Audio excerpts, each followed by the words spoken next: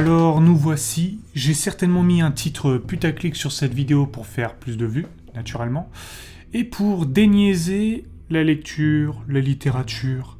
Et c'est peut-être un malheur pour toi d'être tombé devant cette vidéo, car tu pourrais très certainement tomber amoureux des livres. Et cette vidéo va servir à te montrer tout simplement ce que je lis en ce moment, ce que j'ai apporté avec moi de précieux. Mais avant tout, je vais commencer par la coupure pub. Alors, t'as mon roman, je te mets un extrait de ce qu'en a pensé un de mes lecteurs. Ce livre n'est pas pour les baltringues, si tu en es une, surtout ne le prends pas. Et tu as le deuxième, un recueil de citations où je compile 500 de mes citations et des citations de grands auteurs qui m'ont inspiré. Bref, maintenant on va passer au unboxing des livres que j'ai emmenés avec moi. Alors la plupart des gens pourraient penser qu'on ne lit pas beaucoup en l'espace d'un mois. Néanmoins, je vais te montrer moi ce que je vais lire ce mois-ci grâce à ce unboxing. Donc, Œil de la forêt, XX Kaiser pour ceux qui seront intéressés. Unboxing de livres. Je ne suis pas sûr que tu as dû voir ça dans beaucoup de vidéos. Alors, comment je vais pouvoir branler ça ? Ça, si tu te poses la question, c'est le trophée champion de France et médaille de bronze de lecture rapide. Bref, let's go. Ce que j'ai emmené avec moi ce mois-ci, naturellement, l'icône. Le Ainsi parlait Zarathustra de Nietzsche, dont je me suis également inspiré pour la couverture, tu vois. Là, t'as le lion entier et t'as sa tête à l'intérieur. Moi, j'ai fait l'inverse. La tête du loup et le loup entier à l'intérieur. Zarathustra, c'est très simple. C'est 350 pages de claques dans la gueule. C'est des leçons de vie. C'est des bombes à retardement, les machins. En l'occurrence, j'ai trouvé un passage marrant que j'avais surligné. Les inquiets comme toi finissent toujours par trouver du charme, même à une prison. As-tu jamais vu dormir des criminels qu'on vient d'arrêter ? Ils dorment paisiblement. Ils jouissent de leur récente sécurité. Un aperçu de Zarathustra qui est absolument exceptionnel. Bon, sans plus te surprendre, Cro-Blanc, dont je me suis également inspiré pour mon livre Cro-Blanc, et ça a été tout simplement une claque. Parce que ça prouve que la littérature n'est pas aussi mielleuse que tous ces blockbusters à la con auxquels on doit faire face aujourd'hui. Tous les Marvel et compagnie. Cro-Blanc, c'est un truc salace, un truc dégueulasse. C'est un truc où Jack London, l'auteur, arrive à faire passer des émotions à travers un animal qu'il ne fait même pas parler. Incroyable. Tous ces livres, donc je vais les relire parce qu'ils ont été exceptionnels. Mieux vaut relire un livre bien que de lire un livre de merde. Aussi, contes philosophiques, Zadig ou La Destinée. Voltaire, toujours très fort, ça va être de la relecture encore. C'est un peu semblable à Candide quand même. On repasse à mon 4e livre préféré, c'est Martin Eden. L'histoire d'un jeune écrivain, des bas-fonds, pas de la haute société, qui se bagarre et qui va connaître un petit succès d'écrivain. Incroyablement mené avec des dialogues internes, une histoire d'un jeune avec lequel tu pourrais te reconnaître. C'est exceptionnel.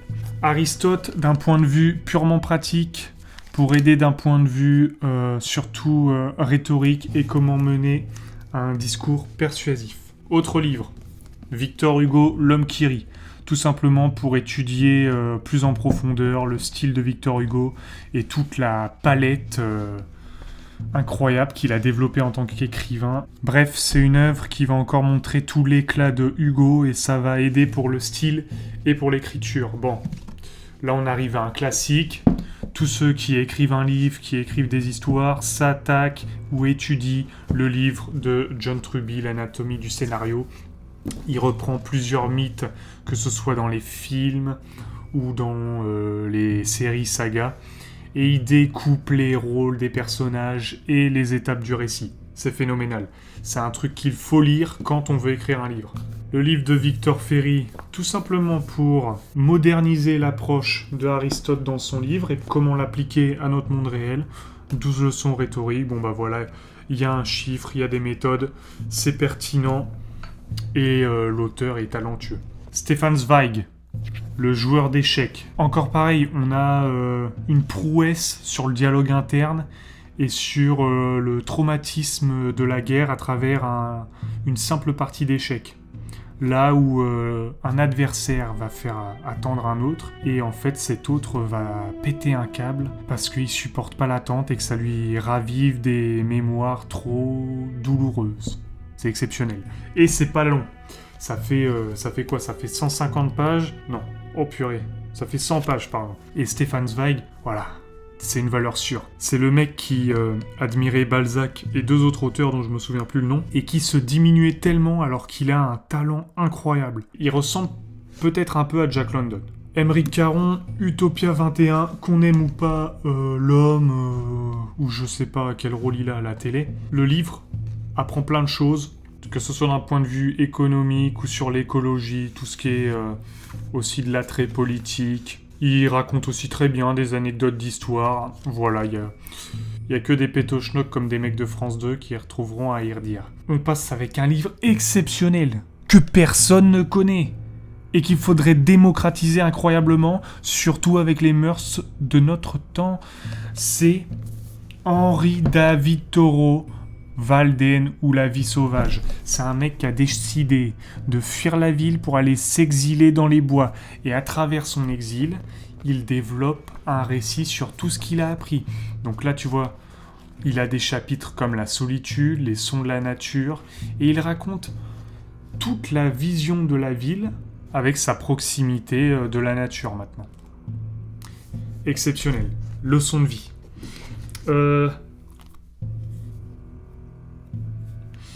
Pour celui-là, on aura l'occasion d'en parler encore. C'est Les exploits d'un jeune don Juan de Guillaume Apollinaire. Ce livre-là aurait fait polémique à notre époque. Ça n'est pas possible qu'un livre comme ça passe inaperçu. C'est non politiquement correct, de saloperies et de trucs dégueux. Exceptionnel pour ceux qui aiment les histoires de cul un peu graveleuses. Apollinaire, je suis pas hyper fan de la poésie en général, mais là le texte en prose est exceptionnel. Je vais également relire ce livre de Herman Melville qui est devenu une bible dans les aventures réelles et de la mer, sur Moby Dick, donc une légende qu'il a créée. Je ne l'ai lu qu'une fois ce livre, et j'ai détesté. Voilà, comme ça c'est dit. Mais voilà, 2-3 ans sont passés, peut-être que j'en aurai une autre lecture maintenant. Ce qui va être intéressant de lire, c'est comment l'auteur amène des détails et donc comment rend-il vraisemblable son histoire. Parce que le plus dur, c'est de ne pas être chiant dans un truc qu'on a vécu et auquel on veut foutre tellement de détails que ça en devient verbeux, pédant. C'est pas une cuistrerie. Quand on écrit un livre, on veut faire que ce soit intelligible pour les lecteurs, que ce soit marrant, qu'il y ait un divertissement. Et il a réussi à le faire alors qu'il y a été, alors qu'il connaissait les rouages de tout ce qui est la chasse à la baleine, etc. Et c'est intéressant pour toute personne qui veut devenir écrivain d'étudier ces rouages. Je continue. Alors là, on atteint la triplette exceptionnelle. Oh bah purée, on s'arrête plus, non. Je vais commencer par J.D. Salinger. Et je dis Salinger, je m'en fous, je dis ce que je veux. Parce que ce livre est exceptionnel, l'auteur, pareil. C'est une sorte de journal intime d'un petit garçon qui va fuguer. Et on voit toutes ses péripéties à travers sa fugue. C'est écrit avec un je m'en bats les couillisme incroyable. Et c'est exactement ce genre de maître en l'écriture dont moi je m'inspire. Alors là, on attaque un summum, un que j'ai eu l'occasion de faire découvrir avec mon école de lecture rapide, c'est La Vague de Strasser. L'histoire d'un professeur qui, pendant un de ses cours, est interpellé par un de ses élèves, même la plupart de ses élèves, qui vont lui dire, en voyant les camps de concentration, mais les gens sont trop cons de s'être fait avoir par le nazisme. Et en fait, le professeur va avoir une idée, c'est de montrer qu'en fait c'était totalement normal de se laisser adouber par le nazisme. Et à travers ça, il va faire naître une communauté dans la classe, dans sa classe en tout cas, à travers un code vestimentaire, à travers un comportement. Et les élèves vont devenir extrémistes et l'expérience sociale va un peu se retourner contre le professeur. Ce livre est une bible. Ceux qui ne l'ont pas lu ont tout raté. Si tu ne l'as pas lu, quitte cette vidéo, vas-y. Parce que là, t'es en train de perdre ton temps, je te le dis. Ça, c'est incroyable. Un livre inconnu au bataillon et qui est exceptionnel. Chaque page est une leçon contre-intuitive que tu n'aurais jamais pu deviner tout seul, et c'est justement ça que permettent les livres, c'est de réfléchir avec les yeux d'une autre personne et de penser contre soi. Il développe tellement d'idées que ça paraît incroyable, mais je vais t'en dire une qui m'a marqué, c'est l'histoire de l'égoïsme partagé. Imaginons, quand toi, tu es fan de foot et que tu offres un ballon de foot à ta mère, si le geste est de lui faire plaisir, ton geste est d'un pur égoïsme. Parce que tu lui partages quelque chose que toi t'aimes pour qu'elle se mette à faire aussi ta passion. L'égoïsme est juste dissimulé par altruisme. Des leçons comme ça, il en a plein, Anthony de Mello. Mais on pourra voir pareil ça dans une autre chronique, parce qu'il y a pas mal de leçons sur lesquelles on peut s'arrêter, dont une que je vais utiliser comme titre de la chronique, qui va être incroyable. Enfin, il nous reste quoi ? Bon, il nous reste que des masterclass. Allez, je vais commencer par Victor Hugo, Notre-Dame de Paris. Donc là, Victor Hugo signe une œuvre magistrale, c'est-à-dire que quand il va dire en 2 lignes que un tel a posé la première pierre et un tel a posé la dernière pierre à la cathédrale, il faut des dizaines de livres pour le savoir, surtout à l'époque.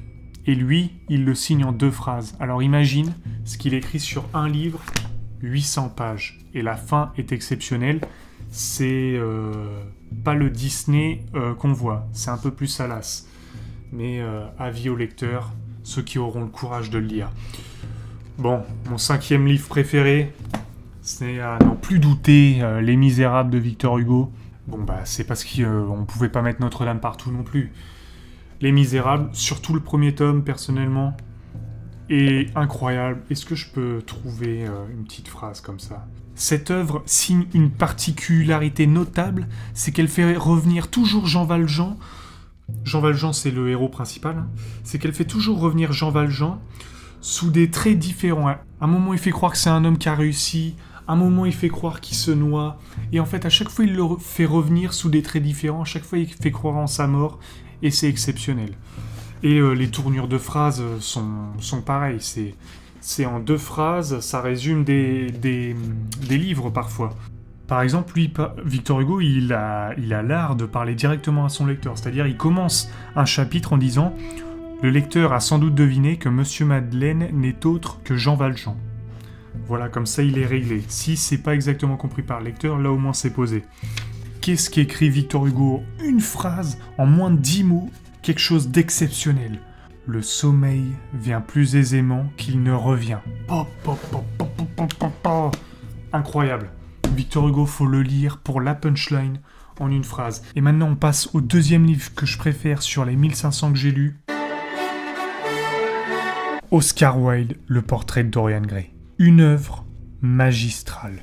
Une œuvre qui serait l'équivalent de Death Note pour les mangas. Ce livre est un prodige. C'est sale, c'est malaisant et du coup, c'est tellement drôle. C'est de ce livre-là que vient la punchline « De nos jours, les gens connaissent le prix de tout et la valeur de rien ». C'est un exemple de formulation de Wilde qui est incroyable. Il dit encore des trucs drôles, c'est « Il n'y a que 2 espèces de personnes vraiment fascinantes. Celles qui savent absolument tout et celles qui ne savent absolument rien. » Oscar Wilde, c'est aussi celui qui écrit « J'adore parler de rien, c'est le seul domaine où j'ai de vagues connaissances. » Exceptionnel. C'est... Là, je te parle que d'œuvres incroyables. C'est pour ça que je suis si élogieux. Parce que sinon, la plupart du temps, c'est de la merde. Il écrit encore « Accepter les normes de son époque, c'est une immoralité des plus grossières. » Nietzsche aurait pu écrire ça. Encore une autre phrase, mais exceptionnelle. « Quand on fait quelque chose de complètement stupide, c'est toujours pour le motif le plus noble. » Putain, c'est phénoménal. Comment on peut écrire ça ? Magistral. Allez, dans l'humour grisant, j'ai un autre exemple. Quand on est amoureux, on commence par se tromper soi-même et on finit par tromper l'autre. Putain de merde, c'est phénoménal. Et voilà sur quoi je vais finir cette vidéo qui a été un peu longue parce qu'on s'excite très facilement sur les choses qu'on aime. Ces livres sont exceptionnels, je te conseille de les lire. Je mettrai peut-être la liste en description. Également, il doit y en avoir moins de 30 là des livres. C'est tout à fait possible de les lire en 1 mois. Et je comprends qu'il il y ait encore des gens sceptiques sur ce qu'est la lecture rapide. Je ne vous en veux pas. Non. Et je m'en fous. Parce que quand vous aurez compris que les connaissances deviennent très vite obsolètes de nos jours, peut-être que vous aurez compris que le principal n'est pas de savoir, mais d'apprendre.